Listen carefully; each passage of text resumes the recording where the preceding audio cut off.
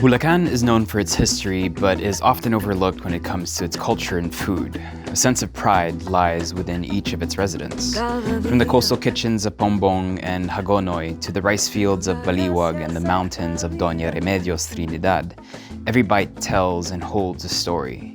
An important geographical trading position, it's been witness to all the waves of cultures that have gone through the country: Spanish, Chinese, indigenous, woven together over time. This is the land of Sukang Bongbong, Kalutong Bayan, and the brave women of Malolos. But some of these traditions are sinking, literally, flooded by modern developments, washed away by today's conveniences. What happens to our heritage when the land itself begins to vanish? This is Bulacan.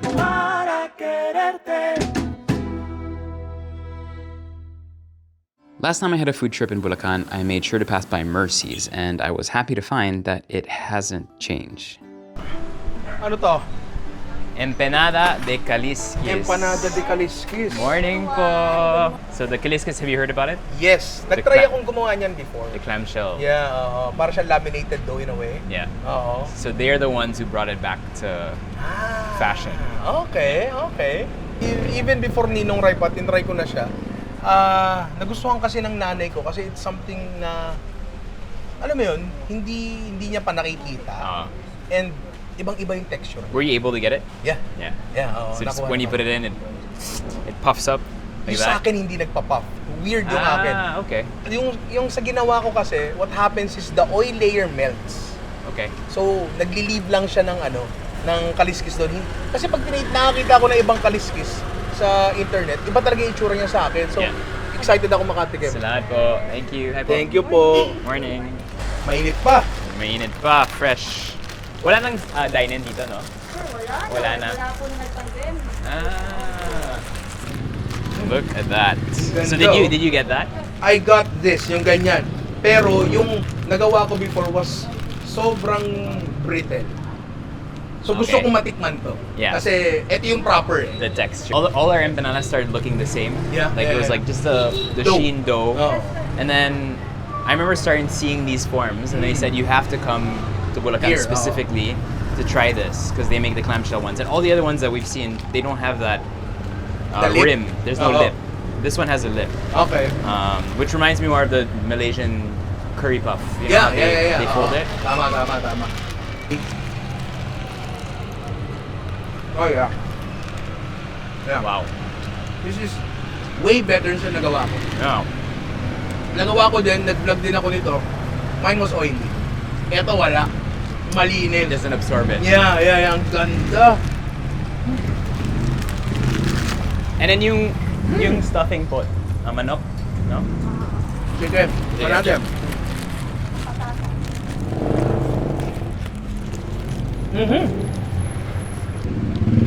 I was expecting na mas strongly flavored siya. Pero no. What you get is really manok. Manok, peppery. Yeah. It's like a nice amount of pepper, good texture from the potatoes. Also, it's not ground. No, Shredded siya. Shredded siya. And then you can tell it's been cooked in broth or something. Tapos hindi siya hindi imposing yung lasa niya. It's just there. Diba? And the dough is as important as the filling. Of course. Like here. Hindi siya one or the other eh. Kailangan magkasama Correct. talaga siya. Diba? Masarap to ha. I really still think like, this is probably one of the best bites you can have in the Philippines in such an unassuming place. So when people want to try this at home, I really do recommend you come here to try to learn how to make it because texturally it's hard to explain how to get this right. Tama. You see it a little bit here. So people used to say, oh, it's like croissant and everything. No. In terms of the layers, sure. But each layer here, especially sa lip, has crunch. Yes. Sa croissant kasi Good. nag-ano yan eh. Nagko-collapse. Correct, yeah. Ito doesn't collapse. Malutong talaga siya, di ba? Throughout. In 1820, sisters Agustina and Justina Domingo created the Empanada de Calisquis, first called Empanada de Malolos. You heard that right. They've been making these for 5 generations. Food historian Mila Enriquez later gave it its poetic name for its flaky, scale-like layers. This delicate meat pie figured in Bulacan's historic moments, from the spread of the Katipunan to the inauguration of the First Philippine Republic, and was favored by leaders and past presidents. Today, the recipe lives on through the family's fifth generation, led by Tessie Luriaga. Ako po si Tessie Luriaga, at dito nakatira sa Malolos. Gagawa tayo ng empanada ng Malolos, Mercy's Original, empanada de Calixquis ng Malolos. Ito, liligisan na natin siya ngayon. Ganito, palalaparin natin. Para siyang pamaypay. Ninipisin mo, tapos rorolyuhin. Itong Calixquis, kailan lang to?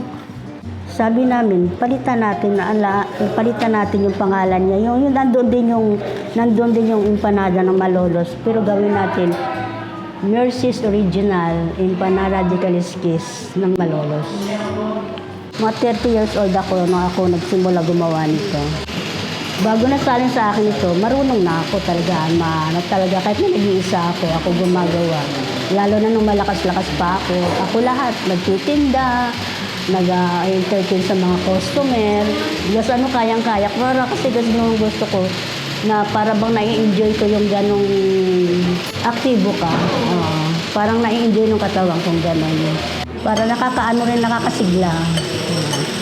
Lalo na pag ganyan gumagawa ka na bumibili, nakakatikim. Tapos nasasarapan sila. Ganon. Kakaroon ka rin na inspirasyon.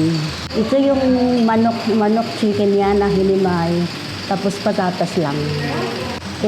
Ang ginagamit namin, labuyo. Tsaka asukal, asin. Ayun, sasarado ko na siya. Sasarado na natin. Kinukurot namin yan. Yan. Pakurot. Parang bulaklak. Noong una pa man, kasi di ba sa akin pinapasa. Kaya nung ako nang gumagawa, siyempre, hihingi ka kang tulong kay Lord. Nagabayan ka sa iyong paggawa kasi sa iyo na pinasa siya nang gagabay sa paggawa mo. Dahil una sa lahat sa Panginoon ka hihingin ng tulong. Saka sa Kanya ka magpasalamat. Kaya mayan talaga yan, lahat ng bagay, ano mang ginagawa mo, lalo na pag may hanap buhay ka, huwag mo susuluhin. Ibigay mo sa Panginoon. Gabayan mo po ako sa aking paggawa. Pag ganun, kailangan tapat ka sa customer. Isa nalulugi ka. Gusto ka alakang puhunan. Sabi ko, Lord, wala pa akong puhunan. Kumaya may dumarating, maraming mo order. Yan. Kaya ngayon, kaya natutuwa rin ako kasi hindi lang dito sa atin sa Pilipinas nakakilala nito. Lalo ganun din sa ibang bansa. Kasi kaya ako nasabi sa ibang bansa, kasi mga balikbayan, kilalang kilala, kaya na ko, masyado, kang balitado yung empanada niyo. Sabi, nila, pag uwi daw namin doon, pasalubong sa amin, yung empanada niyo. Kaya bumabalik sila, umu-order sila. Nakakatuwa talaga. Tapos na to, ayan. Ito na ang kanyang Calixquis. Lumilitaw na. Kailangan katamtaman lang yung init niya. Pag sobra naman ang init, sunog agad yung dough. Diyan sa may sa Entelco Street, papuntang Palengke. Yung pwesto na yan, hindi amin. Yung pinagamit na sa amin ng may-ari ng bakura na yan, nasa Maynila na sila. Parang kami ang caretaker doon. Ngayon, kaya pinagamit na sa amin yung lahat na yan. Lahat ng umuupa doon, inalis na. Kami na ang gumamit. Mga ilan po nagagawa yung araw-araw na ganyan? I-conforme, 100 sa araw-araw. Pero pag may mga order, mas marami. Kaya minsan umaabot pa nga ng 500 sa isang kuhanan lang. Kasi minsan nagsasabay-sabay. Tsaka dito ko kinuha yung pagpapaaral ko sa pamangkin ko, Sergio. Napatapos ko siya ng education. Ang pangarap ko dito na manatili siyang magugustuhan ng kung sino magpapasahan ko nito, hindi magbabago. Ito na ang ating original empanada de Calixquis ng Malolos. Ay oo, minsan nakakataba rin ang puso. Kasi sabi, habang kinakain nila doon sa store, ano masasabi niyo sa empanada? Ganun sila. 1 in a million. Talaga. Ha? Sabi ko, oo, ay salamat po ka ako. Thank you Lord ka ako at na-appreciate ka ako ang aming panaga.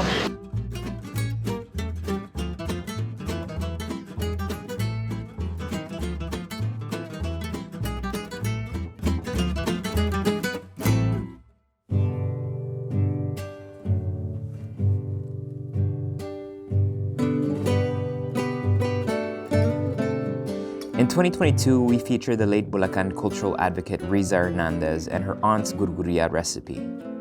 A niece of the renowned food historian Mila Enriquez, Riza shared her passion for preserving Bulacan's culinary traditions. After her passing, her family carried on the work of Tia Mila, with her nephew Nico now continuing the legacy.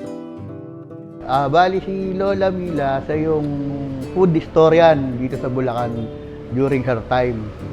Then, siya yung nagsulat din ng libro na kasaysayan ng pamana ng luto ng bayan. Siya yung mga nagsaliksik ng mga recipe na matatandang recipe dito sa Bulacan. Tapos, hanggang sa itinuturo na niya to, binabahagi niya sa ibang tao, especially dito sa Bulacan. Si Tita Risa naman, siya yung naging assistant ni Lola Mila. Pag may mga nagde-demo sila ng mga kaluto, tapos kung saan-saan sila napunta, nagpunta na rin sila sa ibang bansa, dito sa event part ng Manila, tapos Bulacan. Kaya si Tita Risa, siya yung parang pinagpasahan. Ang gusto lang talaga niya is same lang din na malaman ng mga Bulacanyo na may mga gano'n talagang recipe dito, na mga old recipe. Kasi sa ngayon, puro foreign food na ang uso. So, nawawala yung mga traditional food natin. Si Asado de Caray is a revolutionary food. During the time ng mga praile, hinahanda to. Bilang pakikiisa ng mga kusinero de Campanilla sa revolusyon, tinapon ng mga kusinero na yon yung mga ingredients ng mga Kastila. Yung Spanish wine. Sa atin, mayroon tayong serbesa. Tapos, sibuyas. Tapos bawang. Tapos toyo. Na meron tayo dito. Nung 7 years old ko, yun yung unang pagluluto ko ng adobo. Para sa akin, parang normal. Nagpupunta ako ng kusina, pinapanood ko yung lola ko magluto. So parang nangyayari sa everyday life namin, parang normal lang sa akin yung ganun. Hindi sa big deal sa akin yung pagluluto Hindi naman sa kasi parang feeling ko, natuto na ako ng mga doremi, yung mga pampiesta, mga menudo, caldereta. Yun, so pag may piestahan sa amin, ilang taon lang ako noon, mga 12, nakakapagluto, tinuturuan ako ng mami ko naman. So, yun, tapos, naano ko lang sa sarili ko, sa pagluluto pala ako nakalinya. Yun, so, minahal ko na siya, inaccept ko na siya sa buhay ko na yun pala talaga yung role ko dito. Personally, bata pa lang ako, napupunta na ako dito sa bahay nila. Pag may mga malalaking okasyon, ang ginagawa ng Lola Mila noon is, siya nagluluto ng mga pagkain dito noon, ng mga kinakain ng mga bisita niya. At the same time, pag may free time pa, ang ginagawa niya, dinedemo niya yung mga niluluto niya sa mga kaibigan niya, sa mga bisita niya.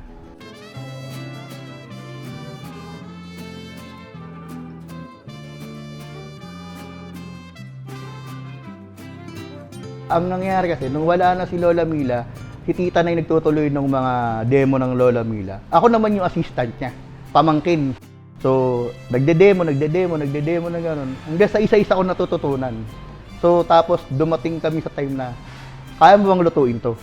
Sabi ko, oo naman ka ako. So, tinry namin sa bahay. Then, hanggang sa ako na yung nagde-demo rin. Napakahalaga ng isang kwento sa isang dish. Kasi, kung wala siyang kwento, di mo siya mai-express sa mga nanonood o sa mga tinuturuan mo na itong dish na to is ito yung kwento. Kaya dapat iluluto pa rin natin. So, yun. Kumbaga, sa pamamagitan ko, gusto ko rin naman kung ano yung gusto nilang mangyari sa mga naiwan nila is ipamahagi ko din. Bukal sa kalooban namin na ituro, especially yung mga ganyang recipe na meron dito sa Bulacan. Kasi for me, status symbol ng isang lugar yan To be honest, ako, hanga ako sa mga kusinero sa mga taga Bulacan. Kusinero, kusinera. Talagang makikita mo yung nila, yung parang Matter passion talaga nila. Mahal nila yung ginagawa nila. Masarap magluto ang mga taga Bulacan.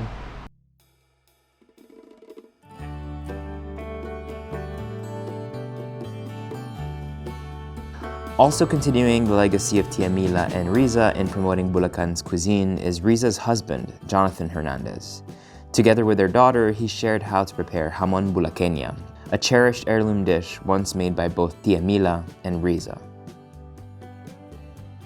Yung Bulacan cuisine is mostly pinapasa or minamana to generations. Yung mga niluto ni lola niya, tinuro sa nanay, tinuro sa kanya.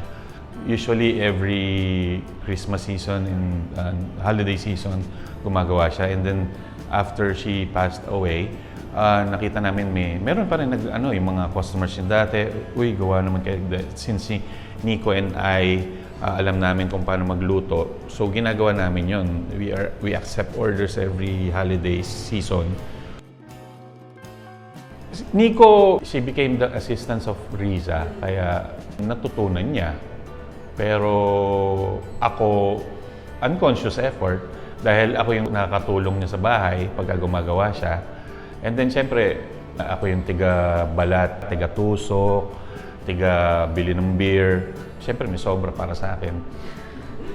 Simula nung makilala ko si Riza, first time ko natikman yung hamon bulaqueña, nasarapan ako na kakaiba yan dun sa mga natitikman ko na ham. And then yung lasa niya, nag-aagaw yung tamis, nag-aagaw yung alat, and then yung smokiness nga niya.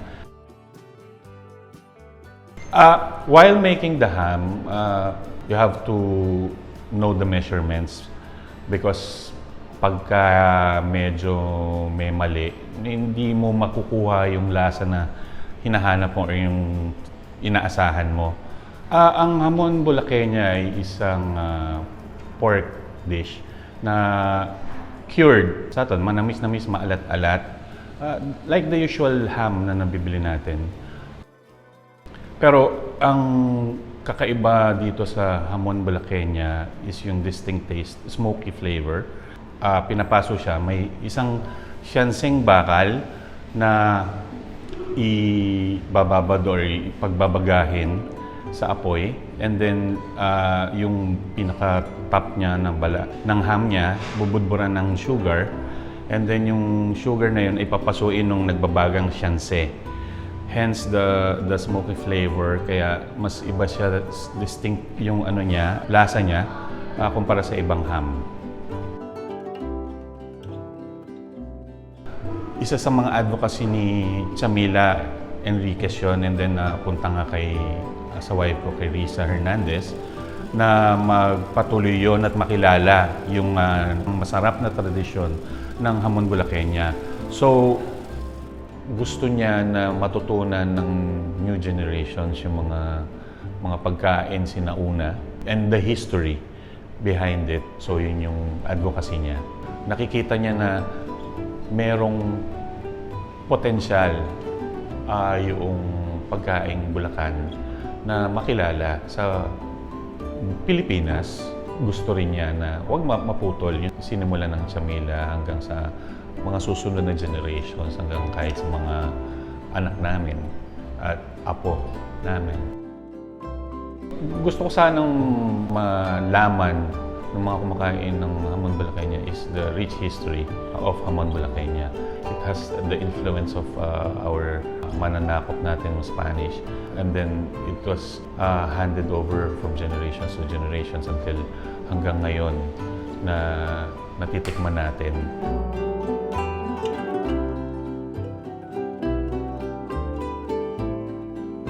In the heart of Bulacan, the food is rich, heavy, and unapologetic. Braised, stewed, roasted. The kind of meals born from old money, old kitchens, and even older traditions. Spanish by influence, Filipino by soul. But head west and everything changes. In the coastal towns of Bombong, Hagonoy, Obando, and Pamarawan, it's the sea that defines the flavor. Here, the tide brings more than fish. It brings a way of life, a cuisine shaped by salt and survival.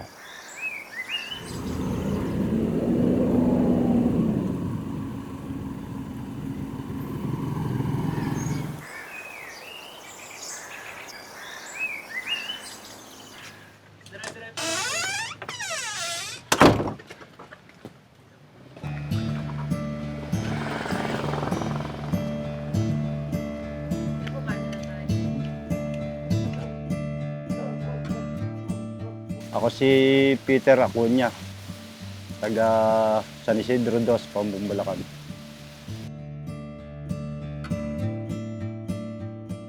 Meron na ako 10 taon, nagmula pa ako sa father ko. Kasama ako ng father ko pag nanunuba. Binabangka pa namin. Mga kalahating oras. Tapos doon na minsan kami naninirahan kasi nga malayo sa baryo. Kaya doon na kami tumitira. Tagal na, 10 taon na ako nagkuhan eh. Hindi ko matandaan na kung kailan ako nag-umpisa.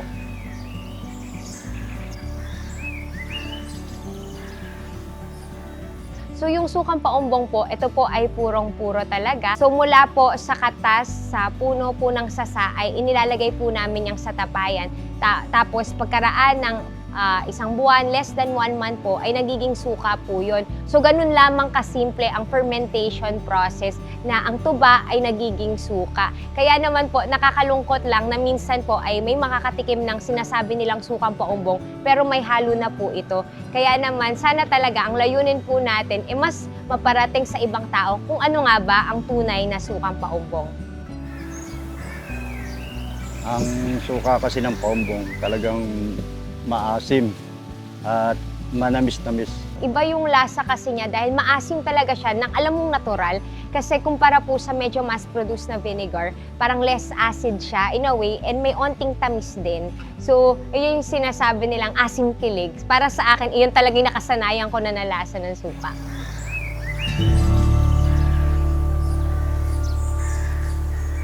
Suka nga. Ang kinuha kasi pagka sinabi sa paumbong, nandun ka ang mga masarap na suka, puro nasa paumbong.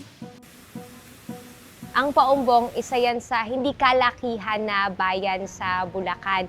Isa pa rin sa pangunahing pangkabuhayan dito ay ang agrikultura at pamamalaisdaan. At gaya nga ng nasabi nyo, ang panunuba, dahil ang Paumbong ay tinaguriang bilang vinegar capital of the Philippines. Kaya naman hanggang ngayon, kahit na nabawasan, marami pa rin pong paumbongenyo na nagtutuba at nagbebenta ng sukang paumbong. Meron kasing ginagamit na parang bamboo or kawayan na tinatawag na bumbong. Kumbaga sa pag-harvest. Ngayon kasi kadalasan makikita nyo, bote na yung ginagamit sa pagkuha ng mga kartas. Pero dati may tinatawag na bumbong at doon ginamit or doon nanggaling ang pangalan na paumbong. Kaya naging paumbong ang bayan namin ngayon.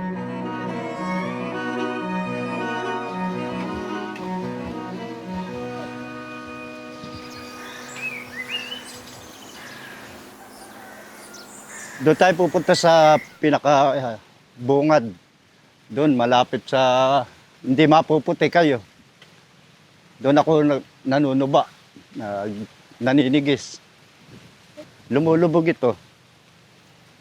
Itong karsada, hanggang tuhod. Ano po ginagawa niyo pag bumabaha dito? Kumukuha pa rin ako pagka hindi lubog.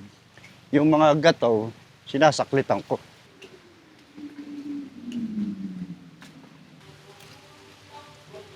Sinisipa yung puso.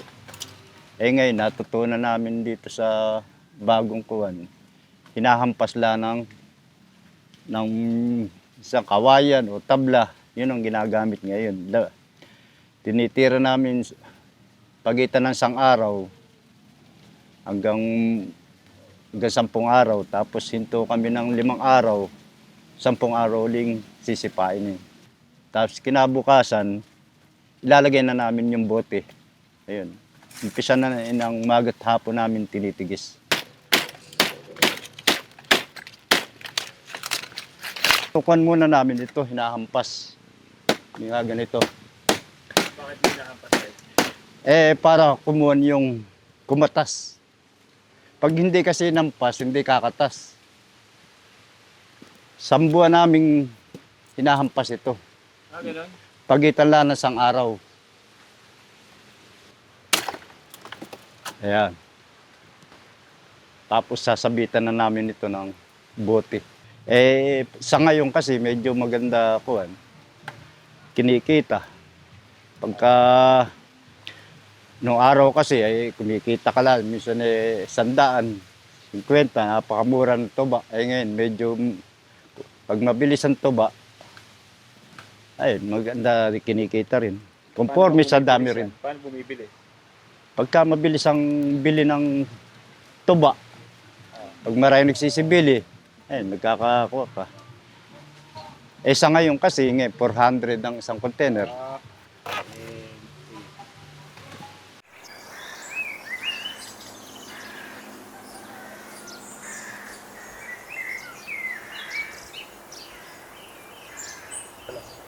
Dati kasi masagana talaga ang panunuba o yung mga sasahan. Pero ngayon, hindi ko naman maitatanggi na marami na ding sasahan na nagiging palaisdaan dahil para po sa mga farmers po natin, mas profitable naman talaga ang pamamalaisdaan kumpara sa pagbebenta ng sukang paumbong. Kaya kumbaga, marami po sa mga nanunuba ay nagbabago ng livelihood. Kumbaga, mas namamalaisdaan na po sila.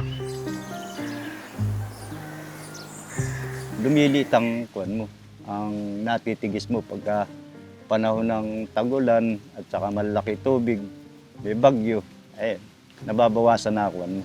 Kung dati nakakadalawa ka, halos kalahati nila nakukuha mo. Kasi nga, maraming lubog. Iyon ang kuwan, pagkatagulan. Paumbong talaga ay minsan binabaha, lalong-lalo na dahil bukod sa lakas ng ulan, nagkakaroon tayo ng baha dahil I think man-made causes din, yung drainage, hindi lang naman dito, pati sa ibang lugar, sumasabay pa ang high tide mula sa aming coastal barangays, tapos nagre-release din ng tubig ang dam. So kumbaga sobrang daming factors, kaya talaga naapektuhan ng paumbong pagdating sa baha.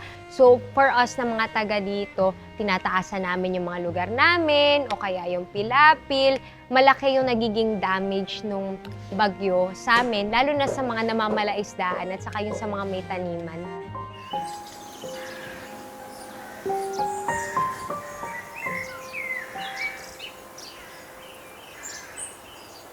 Ang kinukuha namin, sinasali namin sa tapayan. Mga 25 days o minsan lumampas pa ron. Meron namang meron tapayan kasing magandang magpaasim. Kaya madali din. Yung mga 25 hanggang 27, kung kami humarvest sukanin sa 25 days.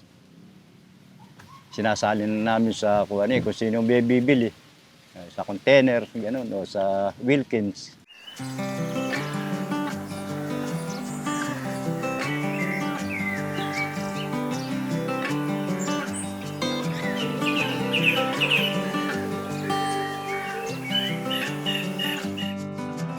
Yung puno ng sasa kasi marami ang gamit. Ayun nga, bukod sa katas na nagiging sukang paumbong, alam ko maraming familiar sa inyo sa pawid, yung ginagawang bubong. So yung dahon din ay ginagawang bubong. Yung ugat ay mangroves. Tapos kumbaga ay isa pa yung minatamis na sasa.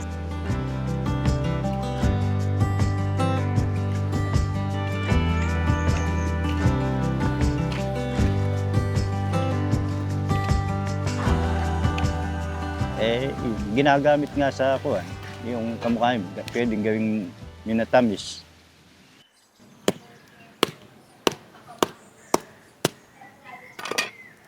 Ito matigas pa. Mula dun sa bunga ng sasa o dun sa parang bulaklak, pwede nating makuha itong kalamnan. So kadalasan kinakain niya na fresh, pero ngayon, gaya ng gagawin natin ngayon, pwede rin siyang lutuin bilang minatamis.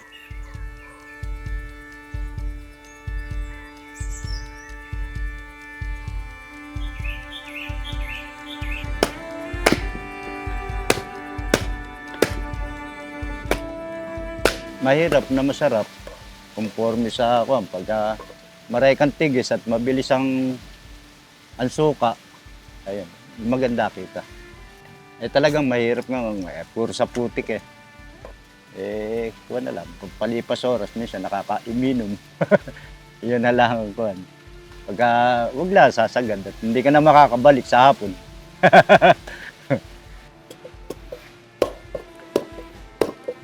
Kasi nga, hindi na ako pwede magtrabaho din sa ibang kuwan. Kailangan malakas ka, lalo sa contraction. Kailangan medyo malakas ka. Kasi senior na ako.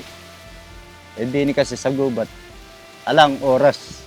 Ikaw ang hari ng kuwan mo. Kung kailan mo gustong pumasok, pwede.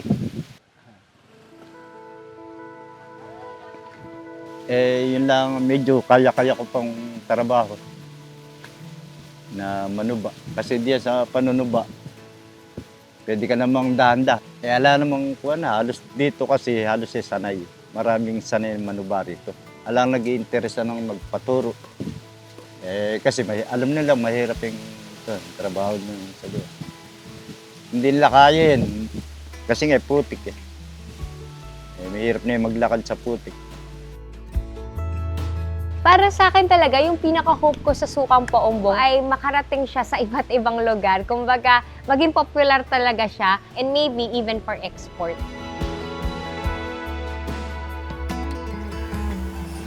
Sana magtuloy-tuloy ang bilis ng suka ng Paombong.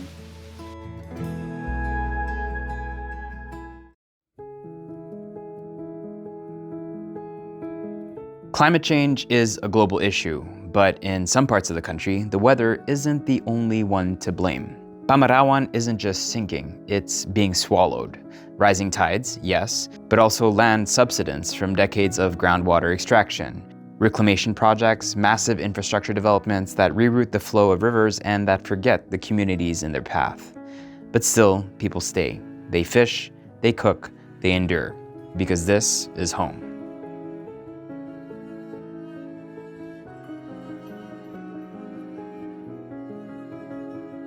Ako si Ferdinand Maniego. Ang trabaho ko sa dagat. Mga 14 anyos pala ako, nakakapangisda na ako. Minsan-minsan, dahil yung tatay ko, mangingisda rin. Kumbaga sana, nagkakasalin-salin na lang. Hindi naman kasi kailangan yung taas ng pinag-aralan sa dagat. Kaya pag natuto kang manghuli ng isda, pwede kang lumusong. Maski anong oras, pwede kang manghuli. Alang time limit.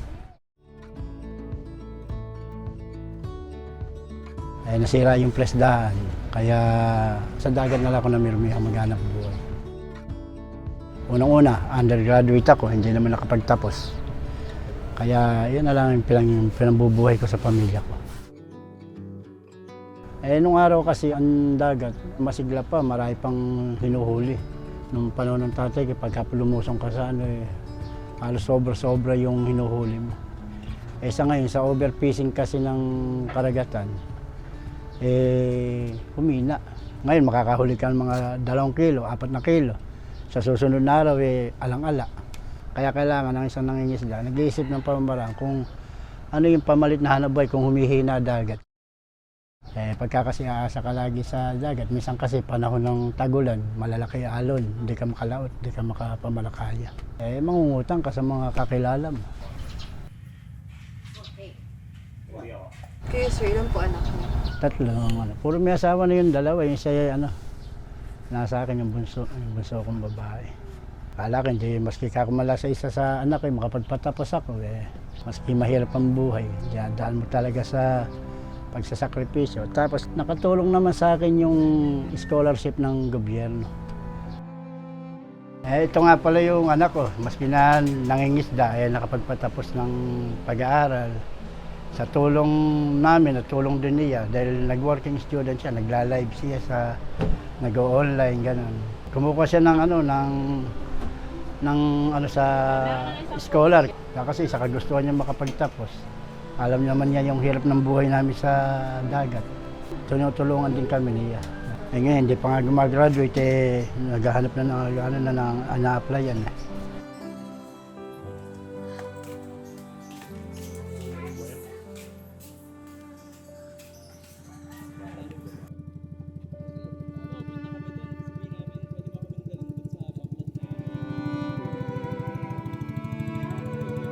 Ang buhay sa Pamarawan 90% dito puro sa dagat umaasa. Ang bihira kasi dito, ang nakapagtatapos, halos 10% lang. Ngayon, nung nagkaroon ng ng eskola ng gobyerno, marami na rin nakapagtatapos dito. Pagka nakapagtapos na, siyempre medyo umangat-angat sa buhay ang nagsisitira na rin dalatan. Ginawa nila, pumupunta lang sila dito pagka yung, halimbawa, may okasyon, fiesta, tapos yung may okasyon sa pamilya na. Pero hindi pa rin nila inalis yung yung bahay nila dito. Ganun ang ng mga taga rito. On our journey, we met a resident proud to show us around the barangay he calls home. Dati pilapil lang dito. Ay, maraming tindahan dito. Dati ilan lang tindahan dito. Ito yung bataan to, no? Ito yung bataan, yung nasa Linas. Ay, nagkakainan, no? Kuya, yun, no? Kuya, may bilang kong kayo dyan, kuya? May bilang kong kayo dyan? Baka meron kayo, no? Sino na? Pasok po kayo sa bahay ni Edward. Ito, sir, oh. Ito yung bilakong. Ayan, Ayan, oh, ganda, oh. Masarap to, sir. Lutong adobo. Adobo, pwedeng sisig, pwedeng pirito, pwedeng ihaw. Masarap to, alam mo saan? Sa emperador, kung meron.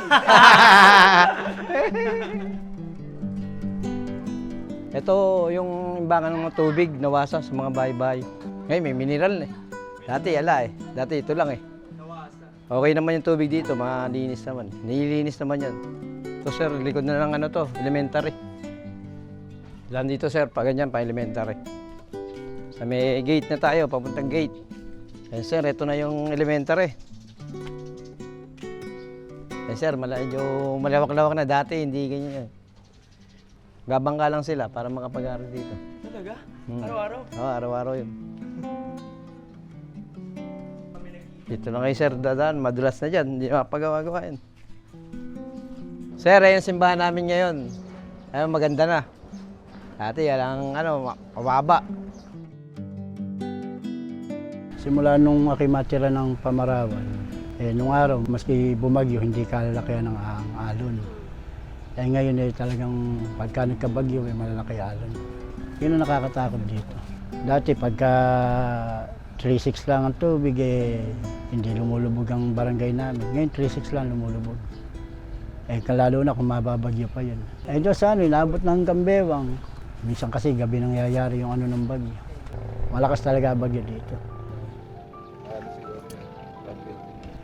Naramdaman namin na ang tubig sa Manila Bay, sa dagat, tumataas. Nagiging pagka bukas ang kaisipan mo, una-una sa climate change.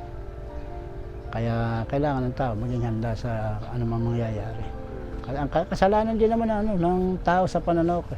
Kasi una-una yung basura, pagka hindi ba sa palanggana, tambakan mo nga ng tambakan ng basura, hindi siyempre tataas ang tubig niyan, tatapon. Ang Manila Bay, wala naman tatakbuhan ng tubig, kundi sa mga barangay. Katulad yung sa pagkakahukay ng Manila Bay. Hinuhukay kasi yan, yung binabakim, dinadala dyan sa may airport. Tapos yung mga palesdaan na pinalalaki nila. Yun ang tanong kasi kung sino yung sisisihin. Minsan kasi pag ako nag-iisa dito, naiisip ko yun. Kailangan kasi sa isang bansa umunlad eh. Kaya lang kung meron namang apektuhan, paano naman? Kailangan bigyan din nila ng solusyon. Ano yung solusyon para sa tao? Hindi yung solusyon lang para sila, kung sino yung mga nakapusin, sila lang magkaroon. Nakita mo, inuhukay nga ilaot palibas siguro, malalaking tao sila, baka nalalagyan sila doon. Anong malay namin, anong malay na mga mahirap, katulad kumbaga kasi nagiging pananaw ko lang sa sarili ko yun. Dati rin ako nanungkulan sa barangay. Naramdaman ko yung politika sa bansa natin. Mula sa kataas-taasang panunungkulan hanggang sa kalit-litang panunungkulan, kurap ang bansa natin. Kung sino yung mga mahihirap, mananatiling mahirap yan. Hindi katulad kasi nung nasa ibang bansa, unang-una yung pagka ikaw nasa magdaragat bibigyan ka ng pag-uukulan ka ng pansin ng gobyerno. Pinag-uukulan din naman. Kaya lang, pagka nangyayari kasi sa Pilipinas, pagkakalaban ka ng nanunungkulan, hindi ka makakatikim ng biyaya na kailangan equal. Kalaban man sila sa politika o lahat kailangan mabigyan. Kaya sila nalagay para sa tao maglingkod. Kaya ako hindi alis, Dito nabuo yung puso ko, tapos yung puso ko kasi nasa mga tao. Mas kinala naman ako sa panunungkulan, nariyan pa rin yung pagtulong ko. Yan ang mga ano namin dito sa Pamarawan. Kasi pagka mahirap na nga buhay, tapos magkakanya-kanya pa, magiging naman kawawa naman kami lalo. Kumbaga saan, wala naman magtutulungan, kundi kami rin.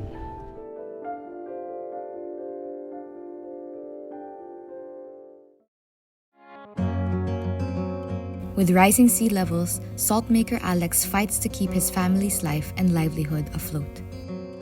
Ako po si Alex S. De Guzman. Ako po yung trabaho ko po ay isang mag-aasin dito po sa Bulacan. Ang buhay po isang mag-aasin sa Pamarawan, halos po yung 6 na buwan na paghihirap ko ay nasusuportahan ko ang pamilya ko.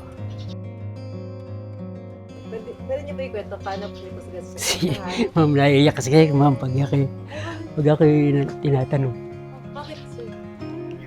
Ewan ko, ma'am. Kasi po nag-start po kami ng pag-aasin halos Marso na po.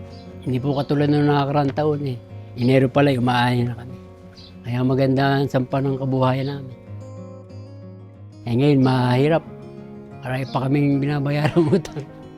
Kahit mainit nagtitiis kami para yung trabaho namin makuha namin sa maghapon. Sa anong araw kasi ma'am, mura asin. Kaya hindi namin maramdaman ang pagod namin. Ngayon po, dinidibdib namin yan pag-uumpisa.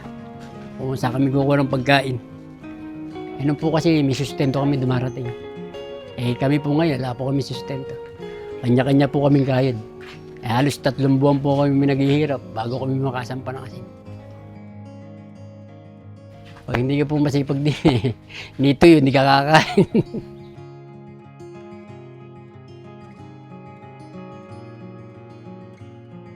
Pag hindi po, pag saraduhan na po, na sa dagat naman po kami. Namamanti po kami ng mga isdang maliliit, mga suhos, kapak, ganyan. 6 na buwan po kami sa dagat.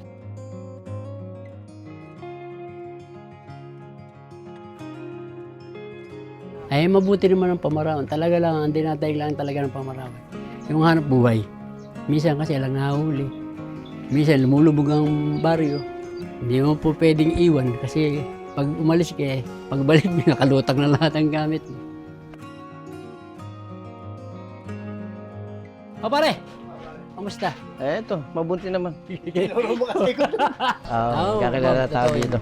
Kami ni parang kababata kami rin sa Kabitas. Yung sinasabi ko sa iyo, ma'am, na yung 36 hektarya na kinain ng dagat. Magkakasamahan kami noon, magkadikit kami noon sa laot. Simula since nung magkababata kami sa doon kami lumaki. Kami nag-aaral sa kabilang barangay.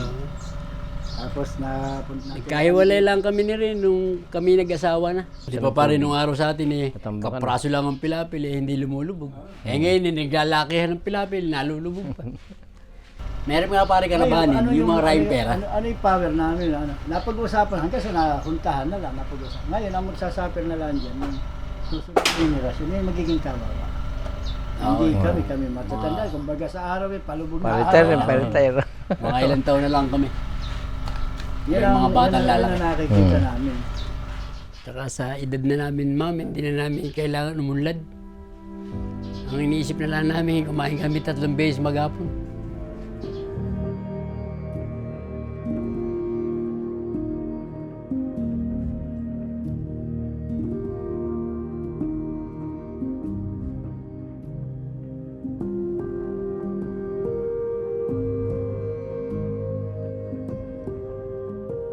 In 1889, a group of young Filipinas did something unthinkable. They stood up to the Spanish friars and demanded the right to education.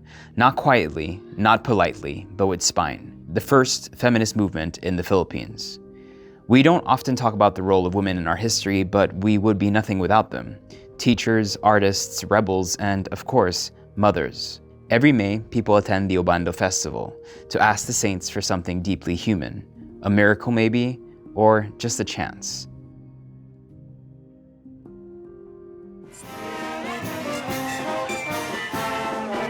Ang Obando ay kilala sa milagrosong sayaw. Itong sayaw na to ay ang Obando Fertility Festival. Ito nga yung sayaw, matagal na tong ginugunita dito sa aming bayan.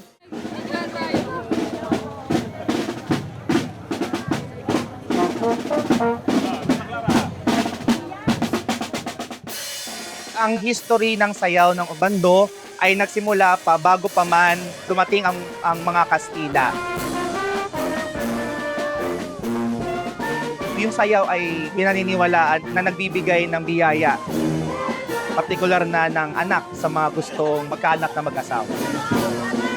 Kaya naman, bilang parte ng kanilang magpapalaganap ng Kristyanismo sa bansa natin, itong sayaw na to, kesa alisin nila, minodify, kumbaga, para maging katanggap-tanggap sa paniniwala at katuruan ng simbahang Katolika.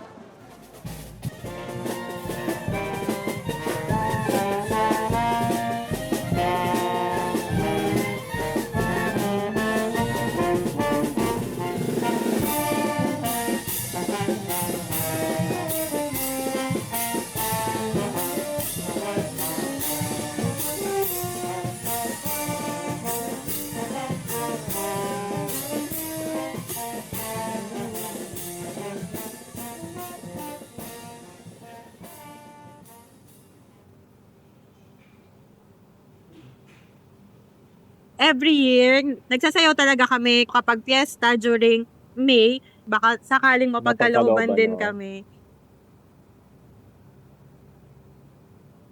Ako po si Carmela Cruz. Ako po si Jim Carlo Cruz. At ito po si Baby Nazarene Francesco Cruz. Isa kaming deboto ni Santa Clara, ni San Pascual Bailon at ng Mahal na Birhen ng Salambao. Sa 8 taon naming pagsasayaw dito sa Obando, ay napagkalooban kami ng isang baby na matagal namin talagang hiniling. 18 years na kami ngayon.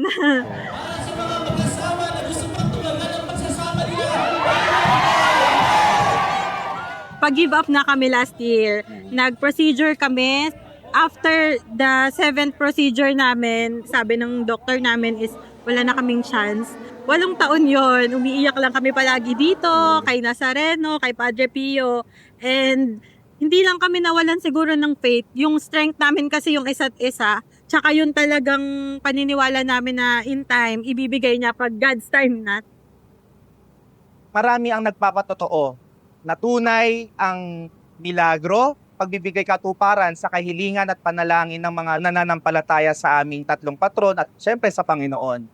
May mga nagpapatotoo kung paano sila biniyayaan ng anak, pinagaling sa karamdaman, o pinagbigyan sa kanilang inihinging kahilingan dito sa bayan ng Obando. Sabi talaga ng doctor is, si God lang yung doctor, wag kami sa kanya mag-hope kasi si Lord lang talaga. And then, nagulat kami after 10 days, nag-PT ako, positive siya. Mas minahal din namin yung isa't isa. Tsaka yung talagang love namin kay Lord at yung faith namin mas tumatag. Simula nung binigay sa amin si baby. Kasi hindi niya kami binigo eh. Kumbaga wala na kaming tiwala na magkaka-baby kami. Pero kay Lord talaga, lahat ng prayers namin.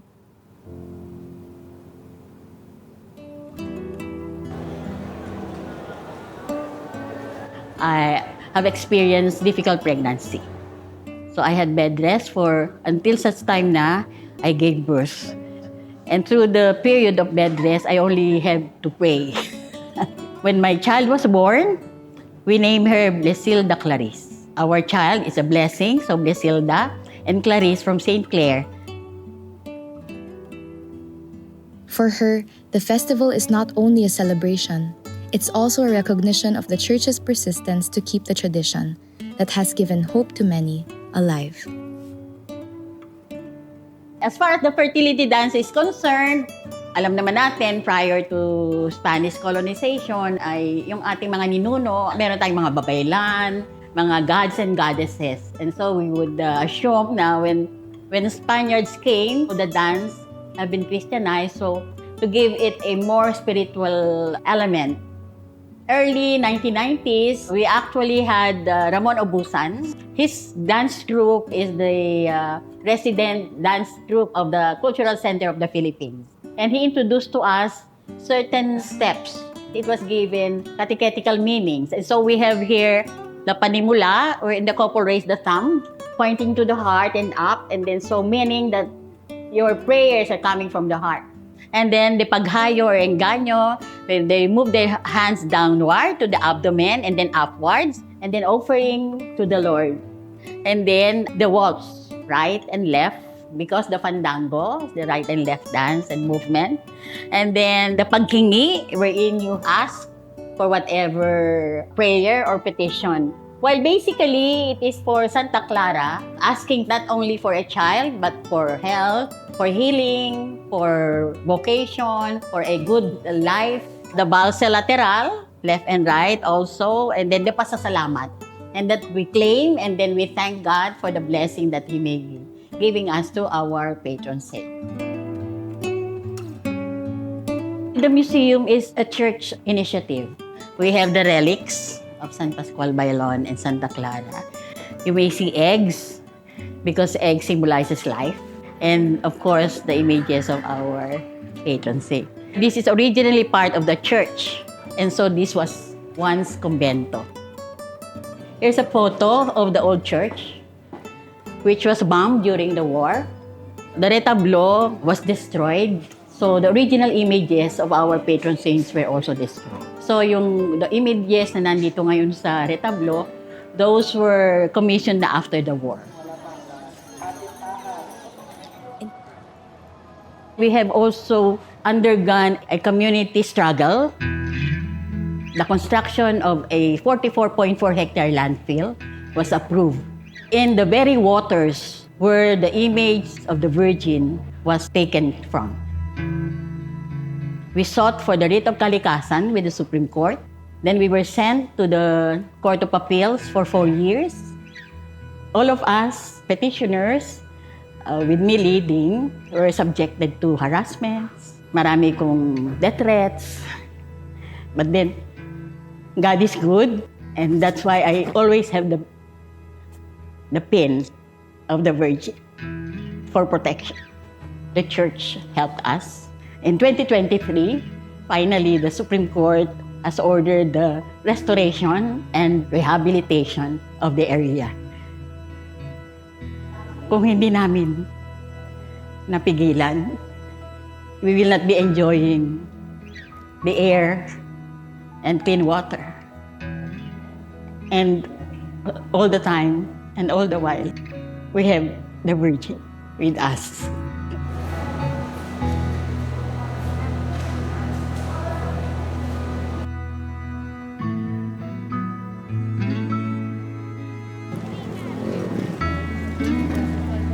Ang pag-asa talaga dito sa Obando ay napaka malapit na salita.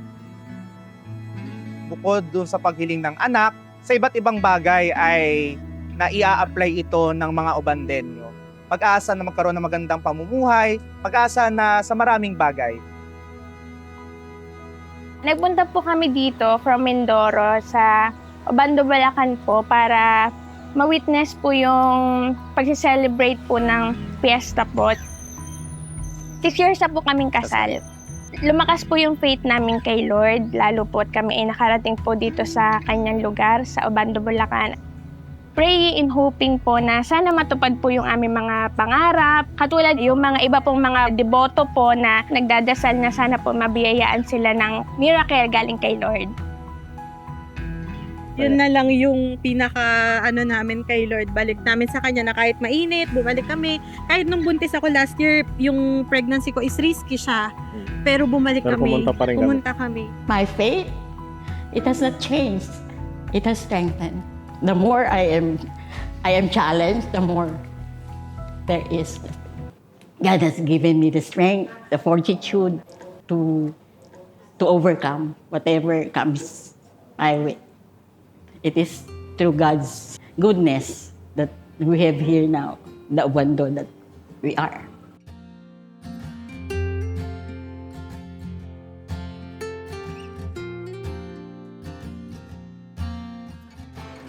Basta kung ano yung magandang bigas, yun ang kinukuha. Yun lagi hinahanap namin. Hindi kami naghahanap na. Kasi mura, yun ang kukunin ko. Lagi kami antap ng presyo ng bigas, yung quality ng bigas. 1 to 20 years, ako ang nangangasiwala. Hindi ko binabago. Kung mapapasarap ko pa, ganun ang ginagawa ko. Hindi ako nagbababa, hahanapin ko yung mababang presyo. Laging quality.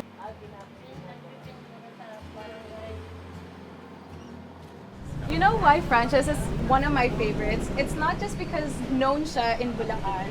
It's also because here in Bulacan, we like to feast. When there's always a celebration, laging merong puto on the table setting. And then I grew up lang na yung lola ko, yung mom ko, uncle ko, even yung mga pinsan ko, lahat na sila may tradition na kapag magdadala lang sila ng pasalubong in our house, there's always puto. And the puto is from Francia. Okay, amazing. And this is the first time to note I've actually seen a price for 50 pieces. Oh, wow. Which is insane, which shows you that people come here and really buy in Yes. bulk, right? They have in boxes or sometimes nakabilao siya. Magkano po yung ganito? 130. I don't have money, so you're paying, right? Uh-oh. I'm the guest. I'm the guest here.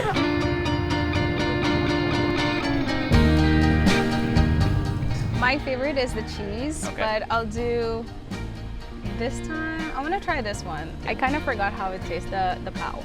This is pretty cool though. Like I've never seen like a pao, like a shop pao in a puto style. Yeah. It actually makes a Yeah. lot of sense. Okay, let's try. Very spongy, Yeah. very chewy. And it's sweet, no? Even just Yeah. like this part, the white dough part, itself, yeah, yeah. the dough is sweet. I think puto in general should be sweet. Yes, it's a kakanin, it's a snack that can be enjoyed at any time of the day. But my favorite way to use puto is with dinuguan. Oh my I God. love it so much. Yeah.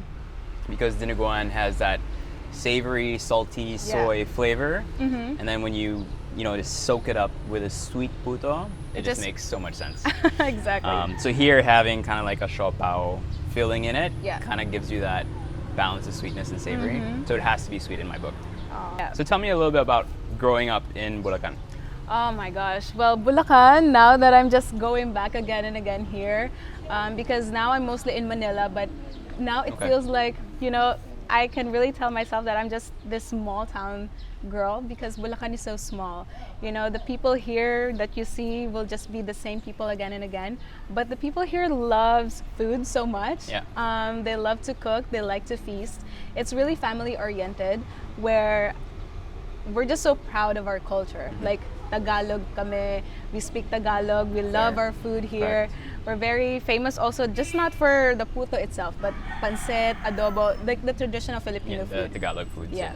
Do you still feel the provincial Yeah. kind of aspect of Bulacan? Oo naman. Very humble lang naman yung mga tao dito. Parang may sense of community. Of course. Like people kind of watch out for each other or Yeah. anything, whereas Manila is a bit more dog eat A lot. dog. Yeah, it's a lot It's to a take lot. in. Okay. Oo. After our puto, we wanted something a little more substantial to eat, and we had heard of a unique pancit dish in nearby Bocaue. Run by a fourth-generation owner with an ancestral house still intact, it's become a cheeky stop for curious foodies in the area. As its name states, its almost 100-year recipe is said to have been an accident, where bihon fell into a bowl of sopas. When did that idea start, that this is something that you wanted to do? Was it you were watching Miss Universe, or you grew up seeing someone that you wanted to emulate? Pageantry for me was never really, in my idea to join that early. Kasi parang I started in school. Pero the only reason why I wanted to join in pageantry kasi I wanted to sing. Okay. Oo. So yung idea ko is like, may talent portion. So, I'm gonna join a pageantry so that I can sing for the talent portion until. So you were interested just specifically for the talent portion. Talent portion. Later on, you join again in school, sa regionals, and then you win. So parang there's in your head na you can try maybe in a bigger platform, in a bigger pageant. And then there are people who would come to you, who would support that dream. And that's where I also kind of got an idea of what Miss Universe is all about because of Miss Venus Ra.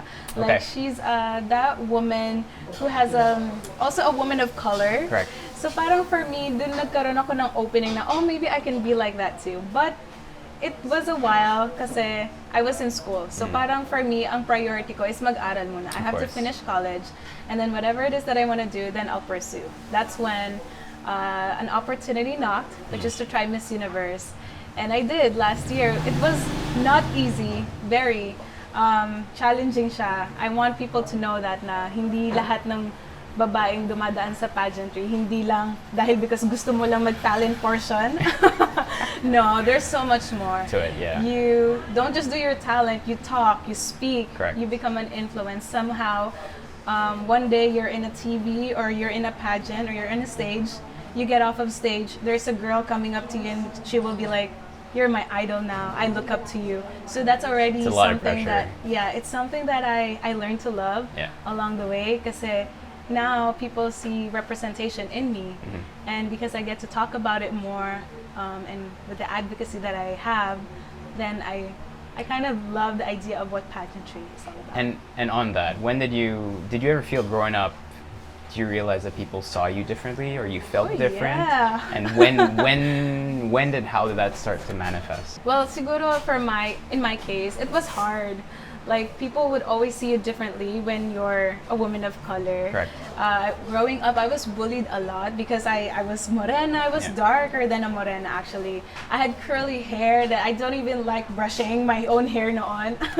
So it was a challenge kasi you would get bullied a lot. That there's so many people who doesn't know, because you cannot speak for yourself that much. Correct. Like, you would just accept the bullies. Yeah. But then, sabi nga ng mom and dad ko, parang pasok sa tenga, labas na lang sa kabila. You kill them with kindness. You don't really have to just listen to what they think about you because that's not who you are. Yeah. Then just show them who you are, what you want to be, what you want to pursue in life. And that's when people will then know who you really are rather than just what you look like physically. I think that's one aspect of Filipino culture that's maybe not pretty, that people also don't necessarily talk much about, but there are racial biases here. People tend to think that people should look a certain way, that when you're pretty, there's a Western standard as to what that pretty looks like. That changes now because now, Korea is really popular, so now all of a sudden it's not just a Western bias, but there's also an East Asian bias to what beauty is, right? Yeah. It's kind of so bad to talk about it. It's fine. No, see, that's what I'm trying to break through because I feel like it's there. Yeah. It's just below the surface, and we never really talk about it. Yeah. And the things that are worth talking about make you uncomfortable. That's what I is one think, thing. right? So now that we got a chance to talk about it, because I don't know how many beauty queens you have talked to. Not many, actually. I think you're the first. You're the first Miss Universe I get to interview. So I don't know what the standard was for so many Filipinos back then, but now it changes. Now that their standard is saying, oh, Chelsea's the standard. No, she's the dark skin. No. Okay. I think the standard is really yourself, Yeah. Your own beauty, your own uniqueness. Because, what they say is that beauty is in the eye of the beholder, but who are you looking at when you look in the mirror? It's yourself. So that is your own standard. Salamat. Salamat po. Thank you very much. So, you've never tried this, right? I have never tried it. But your mom told you it was good. My family have. The name means? So, alanganin in English means doubt. Doubtful. Doubtful, yeah. So, it's like you're really unsure what this whole thing is. Yeah. Because, diba? When you think about pancit, it's supposed to be dry, but why is it wet? Uh-oh. Why are there tamago eggs in it? Why is there liver and sayote? Okay, I'm gonna try it. I like that the egg is very generous, and you kind of have a very strong egg flavor, which I love. Broth is peppery. Wow. Stock is good. It's like sopas. Yeah. Pero Yes. noodles. Wow. Like longer noodles. I'm gonna have you more often in these shows. That's exactly what I was about Like to say. sopas, It's like no? sopas, but pancit version.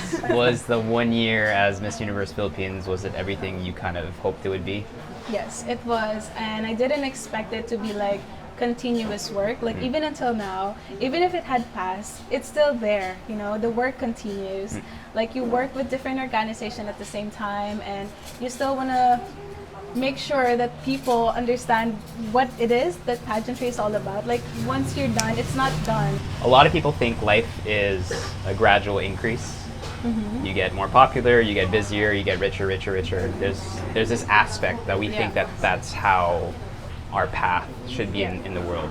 Thank you. Wow, thank you po. It should be linear and it should be always increasing. Mm-mm. And I think that's why a lot of young people now struggle with mental health issues and things like that, is because we always think there's something better, forgetting that we should also just enjoy where we are. Uh-huh. And the way I see life is not like that. The way I see life is like this. Exactly. And so there are moments to be very busy, there are moments to be a bit more quiet, and et cetera, et cetera. And the way I see it is the quiet moments just give you the time Yeah. to reassess and Yeah. get ready for the next busy period of your life. That's good. Everything you've gone through in the past that seemed so big Yeah. is actually so little compared Uh-huh. to the big things that you can achieve, right? Exactly.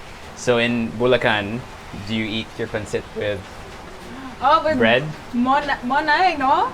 Monay ba tawag? Monay, no? Yeah. Ah, okay, Monay. You do a full sandwich? Yes? Okay. I've never done this, Oh, ah. really? No! Oh no. Usually, You need to. Ang alam kong ginagawa dito, ice cream eh. Dessert. So especially when Pero- it's wet pancit, you'll take the first bite and you'll be like, why haven't I done this my whole life? Okay.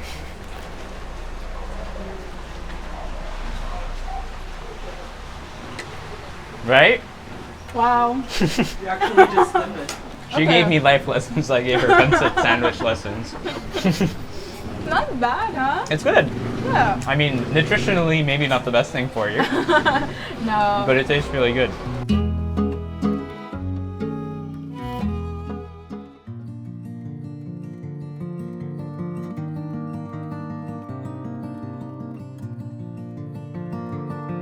In Bulacan, passionate cooks are keeping local cuisine alive, and Cecilia is one of them. From selling home-cooked dishes around town to running a thriving catering and restaurant business, Cecilia has always dreamed of helping people remember the simple, farm-fresh meals she once enjoyed with her mother as a child. Ito yung binurong baboy na sinigang sa bayabas. Ito yung kasing lagi naming inuulam nung araw. Iniprep ng inang yan pag may birthday sa Sunday, yung ganon, magbuburo na yon. Kaya naman ginagawang burong ganon kasi wala nga kaming rep. Parang iyan tumatak sa isip namin na lagi namin naalala ang ina. Kasi kami nung huli lang ng suso sa bukid. Ganon. Nanghuli kami ng isda. Ngayon wala na yung ganon. Wala ka nang mahuhuling isda sa bukid. Ngayon, wala na. Hindi katulad ng araw. Ngayon, ay ipapakita natin kung paano tayo magburo ng pork. Bigyan natin siya ng salt. Lalagyan muna natin dito sa garapon. Sisilid muna natin dito. I-marinate natin to ng mga 2 to 3 days. Pagka yung mga 2 to 3 days na, isisigang naman ng tatang yung sa bayabas. Kukuha ng pitas ng bayabas, tapos sisigang nila. Kukuha ng kangkong, isisigang. Yung bayabas, ikakat natin. Tatanggalin yung buto.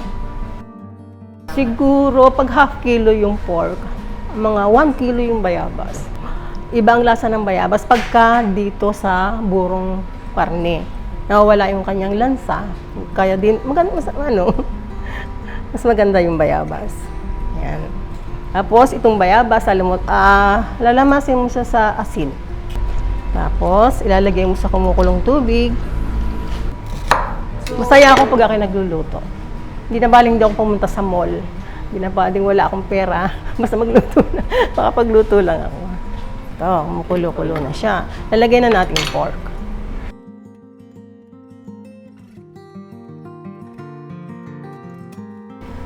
Lagay na natin yung sili. And then gabi nga pala. Mamaya, kain kayo nito. Sigurado. Tamang-tama, maulan.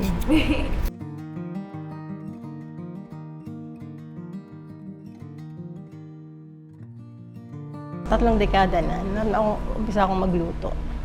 At nung unang nagluluto ako, nahihiya ako. Kasi nandito lang ako sa isang parang squatter area.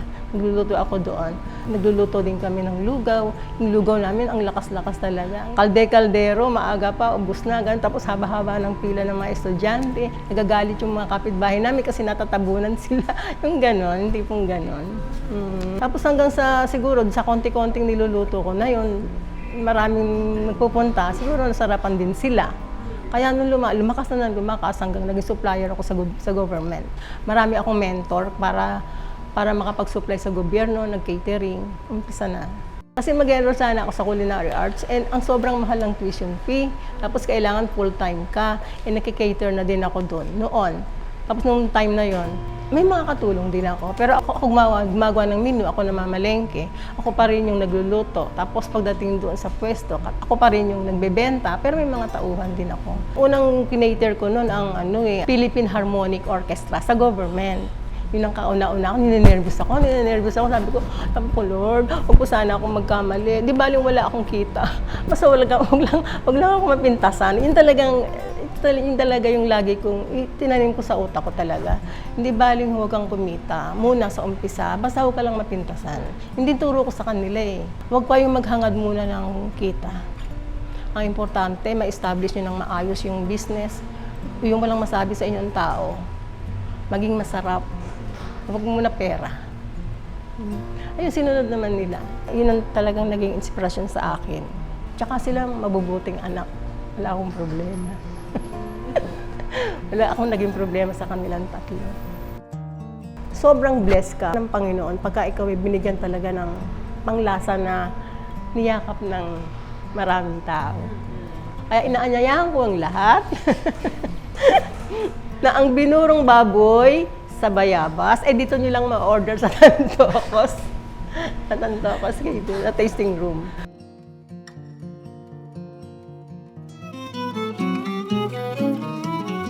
Puni is the art of making decorations and packaging out of palm leaves. In Bulacan, there is a tradition of making palaspas or palm fronds for Palm Sunday in the Catholic calendar.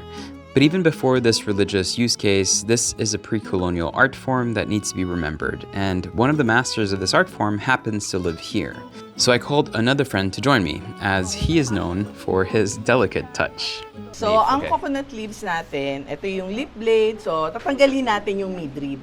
Kasi matigas siya eh. So, ang pagtanggal namin is from the tip o yung pinaka-top, ikakat mo siya ng konti sa dulo hanggang dun sa midrib. Then, you pull the midrib. Dahan-dahan lang po para lahat ng lip blade makuha nyo. So, hawakan nyo yung dalawang lip blade ng kamay nyo, tapos yung midrib, hihilahin nyo. Dapat makuha nyo lahat yung lip blade. Kasi yun ang kailangan natin. So, why is mine so, thick? Din eh. Makapal siya. This is step 1. Oo nga, step 1 pa lang. So, kailangan po hawak nyo yung lip blade, ang ipupul nyo yung midrib. So, wala na to. Yes. Step 1 pa lang. So, Try again. Ninong Rai and I are sitting with Jonah Garcia and Gigi Garcia, founders of Punic. They're also advocates of this traditional art. Here, they teach other people about the art, sell local crafts, and help upscale local women to bring them a different source of income. Everything from earrings to food packaging. So, may alalay siya. Ayan. And then you move your hand down to keep... So, hold it ang lahat ng fingers nyo. Ayan. Para lang siyang malaking chichar. Ayan. Malaking snow piece. Tama po. Ayan. Ay! So, yan ang kailangan nyo makuha. So, kailangan ang midrib nyo malinis. So how long have you been making or working in Puni art? 1996. Oh wow. 1996? How old were you? Something years? 36. No, back then, in 96. 96, okay. I was 6 years old. Okay, yeah, okay, same. Wait, my math is not mathing. So kung makikita nyo, yung triangle na yan, ayun din sa likod. Sino naka-figure out na nito? Alam mo yun? Alam mo, tanong ko yan. Diba? Yan, dyan natin malalaman na ang galing ng mga ninuno natin. Paano nila na-invento to? You know what? You know, my theory is, all of this could only have happened before social media. Yes, before internet. Right before internet, because people were so bored. They were like, we need to figure out how to fix this problem. Yeah. Nowadays, when you have a problem, what do? ChatGPT. Exactly. Yeah. Okay. Are we still in step 2?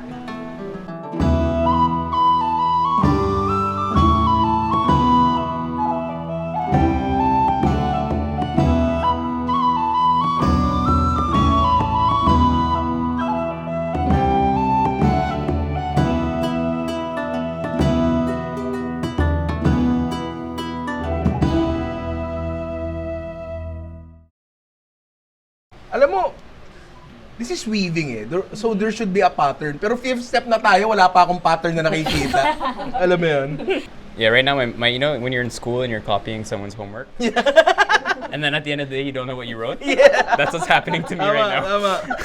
In the Or is it- traditional forms, right, Nanay? But the earliest recorded use of palaspas was the leaf fronds when Jesus entered Jerusalem. Yun yung sasabihin Yun po, ko. yun ang pang-umpisa. Yun ang earliest. Yes. Yeah. The Okay. earliest Kasi- recorded use of palaspas. Kasi sa Malabon, when we say palaspas, yun yung ano yung pagpasok ni Jesus Yes. sa Jerusalem. Sa Jerusalem, yes. Tapos, nung bata ako, the palaspas was just the leaf na matulis. Sinalagay namin sa labas ng bintana.